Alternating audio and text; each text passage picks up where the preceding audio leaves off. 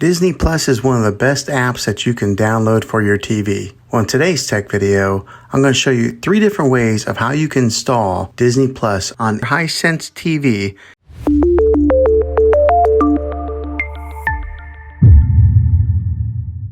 It can be really frustrating if you want to watch some of the great content that is on Disney Plus and you find that your TV is unable to download it. If your TV is an older model of smart TV, then it could prevent you from downloading this app.